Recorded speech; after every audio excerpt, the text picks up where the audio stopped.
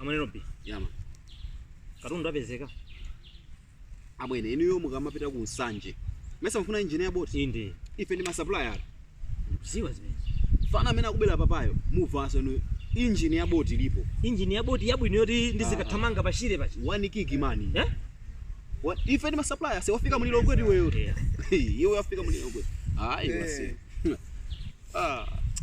Engine Junior. Sabwino. Sapopo. Sure. Yes, surprise. Yes, take. Sapopo. Say client ndi makuzo cha nduri. Akufuna engine. Kodi awe engine ndo ilipo engine ya boat? Ilipo. Mbiri yaikulu sobwino speed travel. Imayenda banyanja mothamanga. Pambande. Uyu wafika mulilo. Nsanje ndo anthu akandimva. Kodi ndikakwatira mitala basi. Ife oloma engine amene anthu akweza ku Pacific Ocean. Kuoloka Pacific Ocean kafika Indian Ocean. Engine ake mesa ndefika amene ndapanga supply. Amachoka mulilonge muno. Kodi iwe. Kodi mango amakayikiratu. Nsanje. Wasanje. Client wasanje ujatu. Akunena za mango chimo. Dzulo rampataso wina so ya mango. Engine ya boat. Iweyo mawa engine ya boat kunyamulo kupita nayo kuti kusanje. Ineyo am very happy. Komano tenti ikambirane zinthu zabwino. Mtengo ndi umene tunani. Mtengo ndikamone katundu ndinyamule ndizipita kusanje ndikutali. Unakwisa mtengo wanjo dobe. Yeah, fati kuze.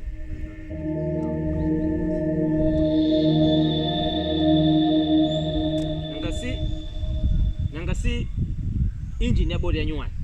Ndi ya nyuani, wani kiki start. Ndi 1.8 million.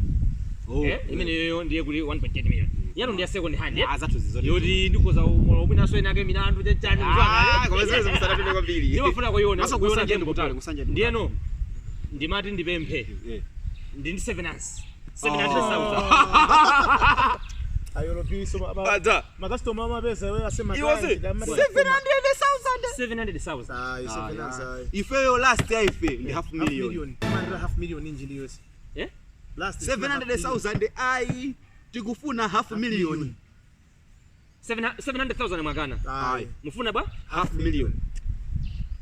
Ndikapa sana half million katundu nditeka. Utenga.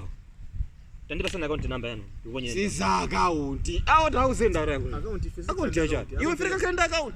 Udi ufuna practice agent. Jenga padoti. Account ufuna zote na watu. Okay. Half million ndimene kufunika. Osa 700 yakanira. Tende kufana. Ife tukufuna tupite ku mamilioni iko. Kuzimveka milioni. Komaso, chinaso. Ife ku bank sidibida. Ife sidibida. Kodi saone ngatupanga business imaka petu. Kulemba simalemba? Yeah. Tabanga ndiza half million. Half million tende ku bank mukakhala panja pa bank. Ine ndikalo nkati ndikupasa half million. Half million cash. 700 sindingapereke half million. 700,000 ai. Baba kaimoro? Gamo ndi bank. Okay. 700,000 ai. Half million.